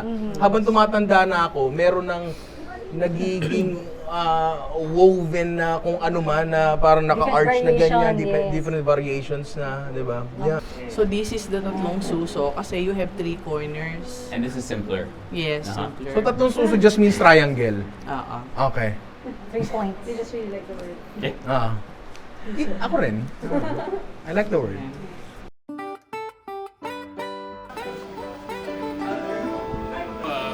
The Dubai chef. Yeah, Salt Bay is Salt here. Bay.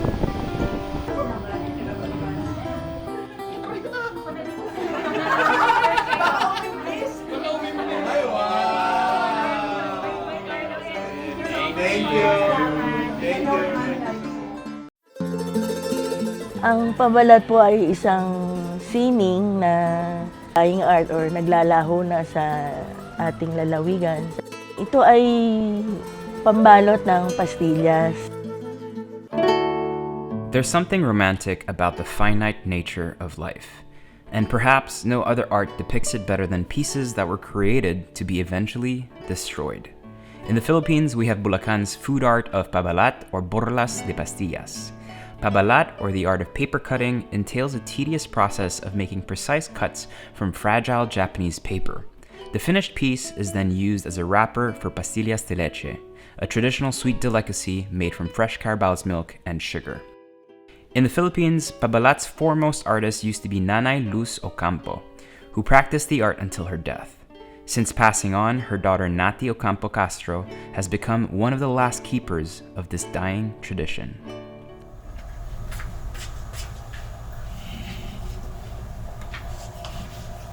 Ako si Nati Ocampo Castro, 64 years old. Isang pabalat artist from Bulacan. 12 years na po akong gumagawa ng pabalat. Influence to nung mga Chinese traders ng araw dito sa Pilipinas. Tapos yung meron ding influence yung Mexico sa papel pikado nila. Dala naman yun ng Manila, Acapulco, galleon trade. Yung dalawang style ng pabalat ay style San Miguel at style Malolos.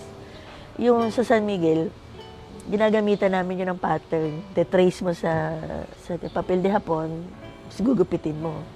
Yun naman sa Malolos, tinutupi siya, tapos ginugupit lang siya ng walang pattern. Kahit ano yung kalabasan nun, pabalat na sa kanila yun, gano'n.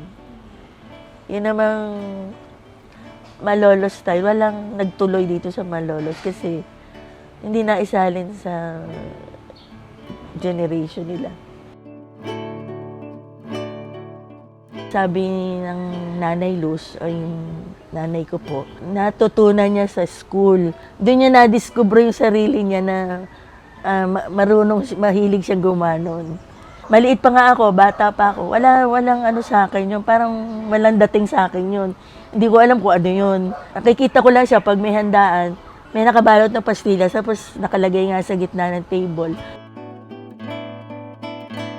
Nung mabiyuda siya, 1978, ano siya na mga 50s. Sabi ng mga kaibigan niya, bakit hindi ka kumuha ng order? Sabi niya, bibili kami. Pambihira yan, sabi niya, bihira lang gumagawa niyan.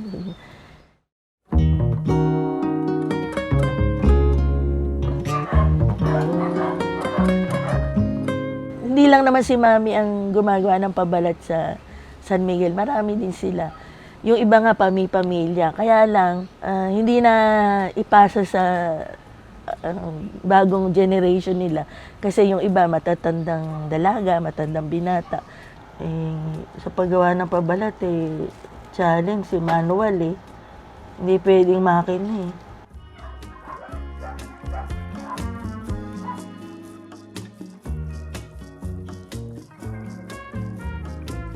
Hanggang nagtapos ako ng college, yun na nagpaaral sa akin, yung pabalat. Hanggang magtrabaho ko, nanganak ako.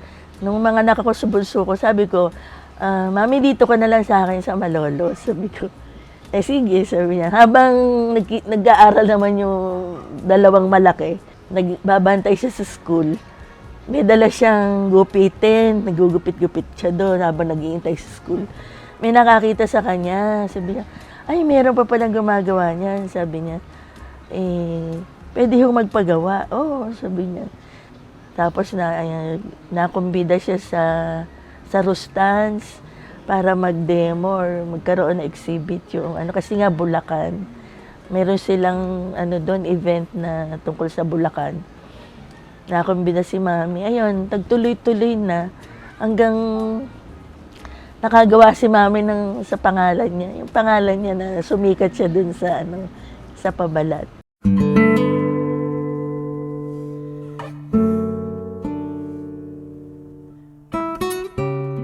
"88 years old si Mami. So naboboard naman ako sa office. Sabi ko, natanong sa sarili ko, sino kaya ang gagawa ng pabalat pag wala na si Mami? Kasi hindi naman natin hawak ang panahon, di ba? So naisip ko, bakit kaya di ko kaya pag-aralan?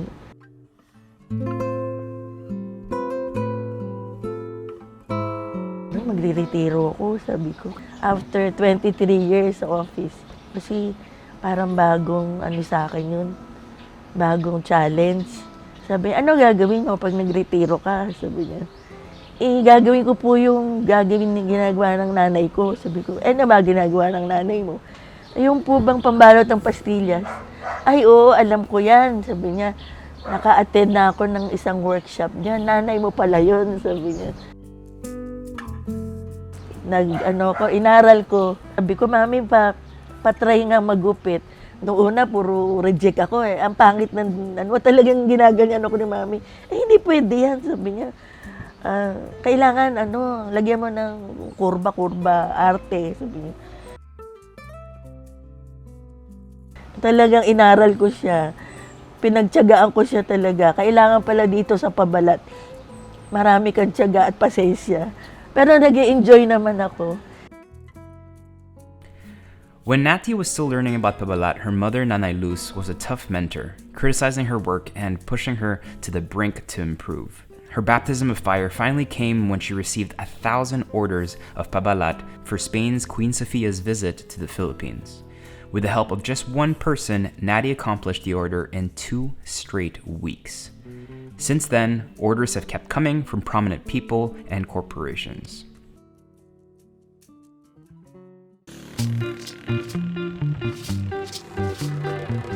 Pabalat could arguably be the most beautiful candy wrapper in the whole world, and it definitely puts pressure in the milk candy inside to be just as good.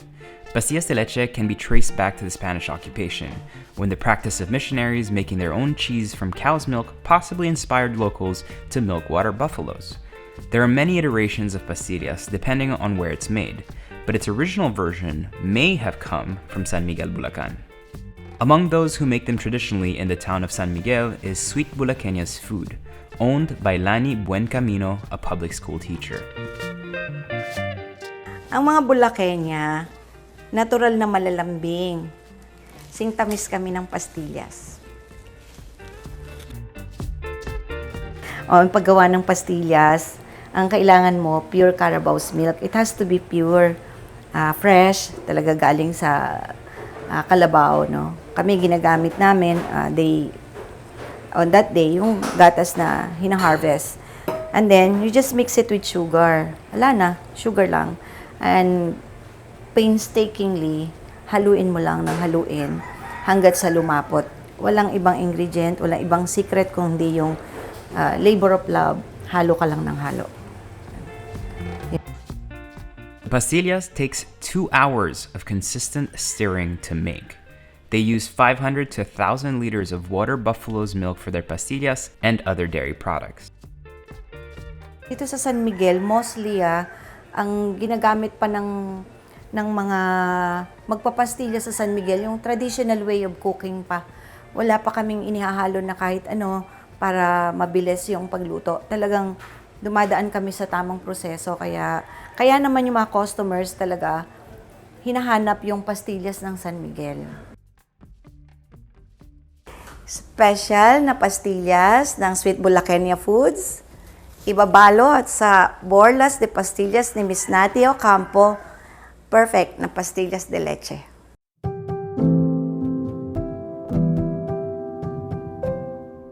Nung si Mami ay nag-90 years old, talagang bongga. Tapos nung maka-birthday siya, nagsimula na siya mag-Alzheimer's. Nagtawag ako ng reunion sa mga patid ko. Tapos kinausap ako ng mga hipag ko. Sabi niya, Ate, si Mami hirap na. Sabi niya, bigay mo na. Sabi niya, ayoko. Sabi ko, wala akong mawawalan ako ng nanay. Sabi ko. Sabi ni Ate Mila, kita niya si Mami, Nanay, papayag na ako.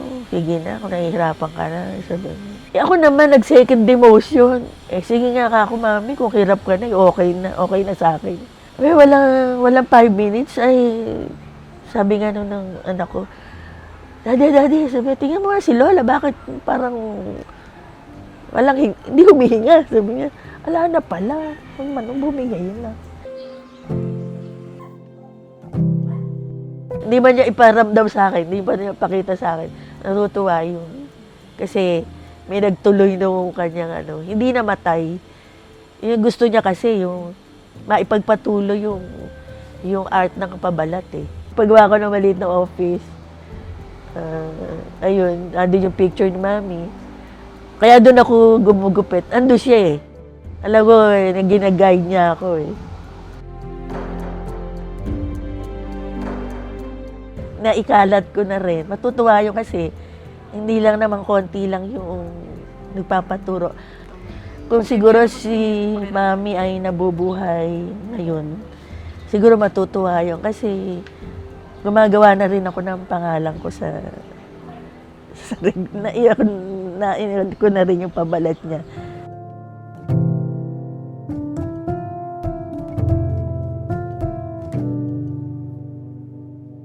We talked about tatlong suso, but there also just happens to be a local dish called sinuso, pig breasts. Delicious. Actually, nung una, sinisipa-sipa lang sa palengke yan. Ayaw ng tao eh. Pangalan pa lang, di ba? Ang sinuso kasi, may mga lugar na hindi naman kinoconsume tong part na to eh, ng inahing baboy eh. May hesitation ng tao dahil, ano to, parang yaki, parang gano'n. Pero nung matikman niya ng mga tao, talagang sasabihin mo, talagang super sarap. Crispy ito eh. Parte po ng aming adhikain, talagang ipakilala ng matagal at pagka sinabing liempo at sinuso, Bukawi yan.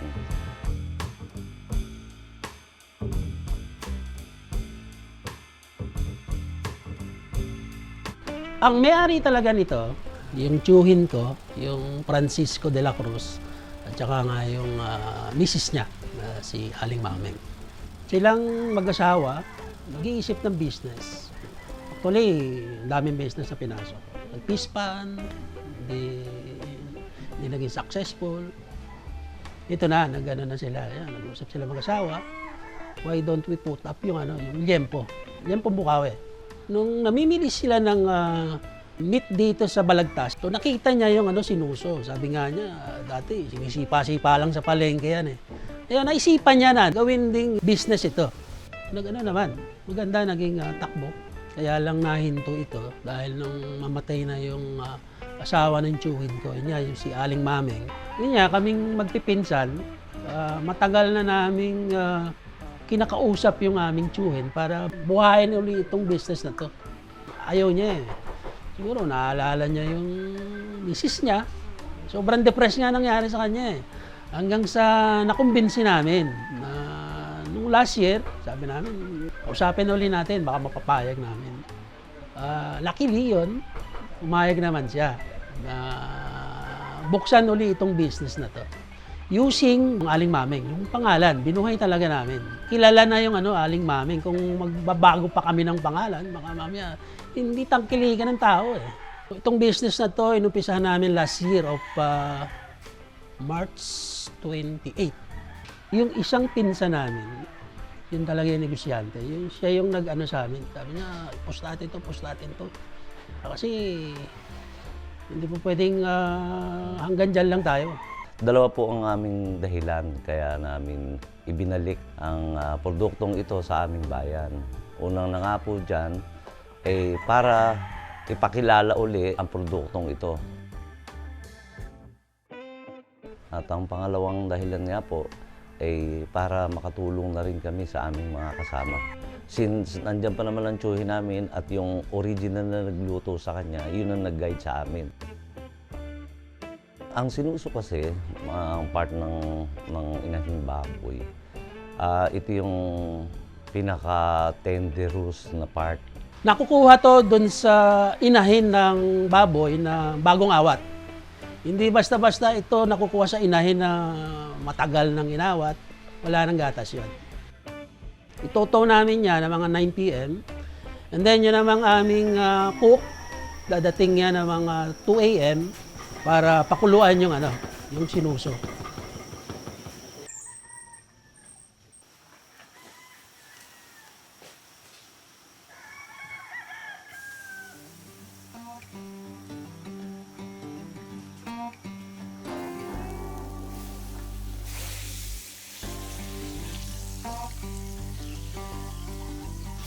So by 4 a.m., hahanguin na niya yan.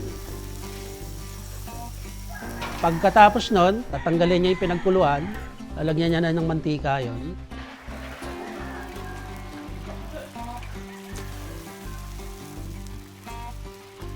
So by 5 a.m., tapos na siya magluto.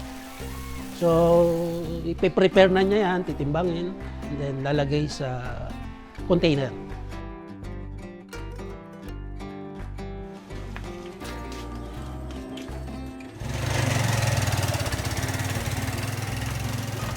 Open yung aming store, mga 7 a.m. And then yung mga buyer namin, talagang hinihintay nila para baunin nila yung sinuso na yan. Yung una, hindi ayaw ng tao eh. Yun yung 1 year, hirap na hirap kami. Talagang nagne-negative kami. Actually, ako talaga, sabi ko doon sa mga samahan ko, close na. And then kung marami kami, sabi niya, wag, hindi tayo susuko. And then, sige, tuloy. Kahit na magdagdag ulit tayo ng kapital, yun palang business. Talagang yung first year, hindi maganda. Pero nung matikman niya ng mga tao, ang ganda ng ng outcome ng sale namin. Itong Yempong Bukaw Sinuso na to, talagang hinahanap din ng aming mga kababayan. Actually, nung buksan namin to, yung aming tiyuhin nabigyan ng award sa Malolos. Kinilala talaga yung sinuso And then sabi namin, tama-tama. Bagong bukas tayo, yan, binigyan agad ng award yung aming tiyuhin. Siguro isang advantage din namin yon kaya kami nakilala after 10 months dahil doon. Actually, yung iba nanggagaling pa ng ibang lugar talaga. Hindi lang dito sa Bukawi. Pagka yung araw ng linggo, ayan, mga 6 p.m. ubos na. Yung iba nga, magpapa-advance order yan. Sabihin nila, kung ubra, unahin sila umaga. Ang maganda dito, hindi siya nag-a-absorb ng mantika. Kaya magandang isama sa pagkainan dahil ang lasa niya, kakaibang texture niya na malambot, na sa kahit anong okasyon po pwedeng ihain. Wala siyang buto, nakukonsume mo lahat. Crispy ito juicy. Tsaka ito, walang taba. Kasi ang nagpapa-juicy dito, yung mismong gatas nung mamariglan.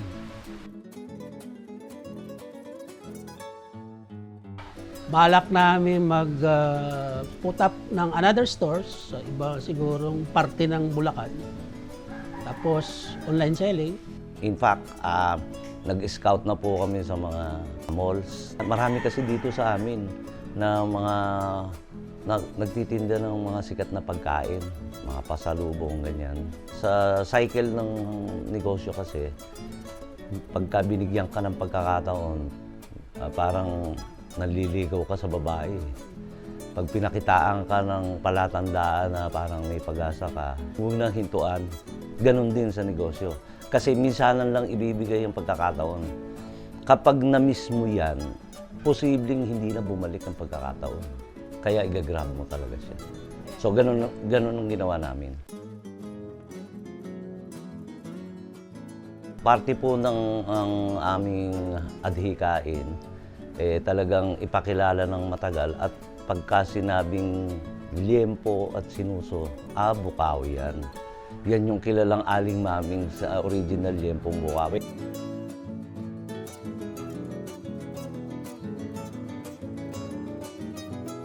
Binigyan din namin ng trabaho, hindi rin iba sa amin, mga kamag-anak din namin.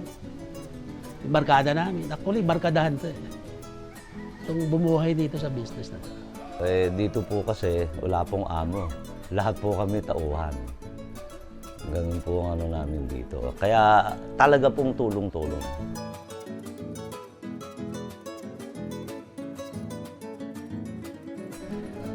Isang karangalan po na ipagpatuloy namin itong nakagisnan na namin.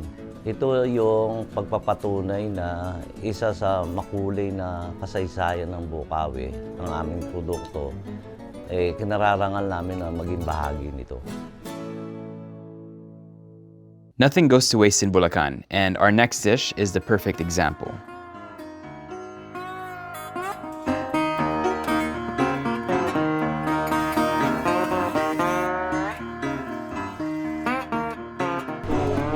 So are you mahilig ka ba sa tumbong? Sa tumbong? Yes. Tumbongero expert? Tumbongero ako. Okay. So tutumbong tayo ng sabay. So in Bulacan we had sinuso. Sinuso, yeah. Today we had tatlong suso. Tatlong suso. And now we have tumbong. Yes. Ikaw ko muna yung suka nila. It should be sasa since this is the country of Nipa, right? Manghang. Masarap, manamis-namis. Okay. Yun! Oh my God. Manghang, no? Thank you. Okay, so for our international friends watching, tumbong is? Tumbong is the rectum. For the lack of better term. Okay, siguro to make it more glamorous, it's the poop shoot. It's basically, also you get, you know the bulging anus? Yeah. Right? The almoranas. Yeah. The cauliflower. Uy. Tumbong sisig. Tumbong sisig. Okay. Oh. So the reason we came here, this is fairly new. It opened a month ago. Okay. And we were waiting for the food because they're not open. Yeah. Nagbukas sila para kay Erwan. Yeah.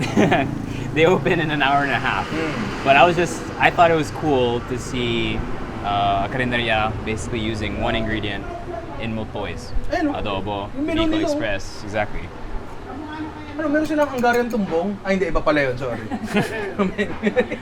Sulat eh. Let's try this. Okay. So do you have a lot of ass? Just a bit. My wife loves it too. Meron pa. Classic prito. Actually, let's try the classic first, maybe, right? Have you been to La Loma? La Loma in Quezon? Oh, the Quezon City na the lechon capital of yes, Manila. yes. Yeah. Have you been there? Yes, but I haven't had. I think, no, if I'm not mistaken, isang beses na kapunta ako doon, may binibetang ganito sa labas ng mga lechon. I'm not sure lang kung tumbong yon, pero para siyang ganito eh. And it's medyo expensive nung time na yun, I remember. It's like when you were telling us about the sinuso. It's a lot of people want the cuts, but there's not a lot. In one pig, there's not a lot of it, right? Yeah. That's good. Ano to, pre? Delikado tong iserve sa inuman. Mabilis to. I think para dito yan. Yeah. Walang malansa, very clean. Walang malansa. Walang, what's it called? Angoy? Anggo. Anggo. Yeah. Angoy. Anggo. Sarap nun. Ano mo, di hamak na mas masarap to kaysa sa chicharong bulaklak. 100%. Diba? Yeah. Diba? Chicharong Yeah. bulaklak kasi sobrang fatty. That one is the adobo. Julius, my man. Bakit mahilig ba sa laman loob si Julius? He is the laman loob king. Mr. Gout, no? Yeah. Uy! Oy! Tumbong kare-kare. Buti naman po may gulay. Maraming salamat. Kasi gusto niya magsugod sa ospital, di ba? This is good. Ang sarap niya. Tapos mamantika niya. And I Yeah. think natural oil niya to. That just Diba? comes out here. Uy, the tumbong oil. Look at that. Bit of vinegar.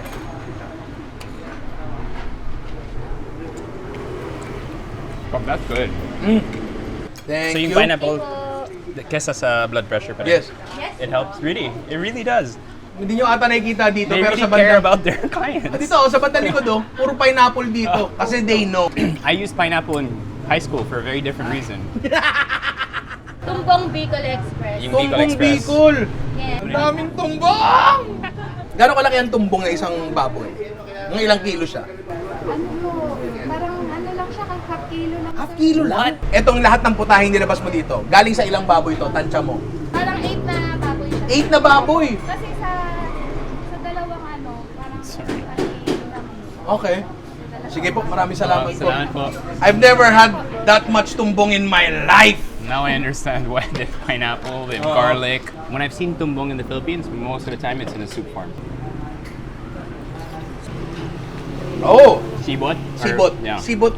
Or it's refreshing in a way. Yeah. Hindi heavy, hindi Very light. walang oil slick masyado. Sakto lang. Ano pa yung bestseller nyo? Yung, Soup, I'm no? guessing yung soup and yung adobo. Itong dalawa? Yung? Ayaw hindi. Mahilig kasi ako sa sabaw eh. Oo. Gusto ko talaga yung tumbong hinihigop eh. Bakit? Ba't ka natawa? May nakakatawa doon? O tira nyo yung tumbong, higupin ko. Okay, you still have space for dessert? May tumbong dessert? Gusto ko may yung tumbong may ice cream.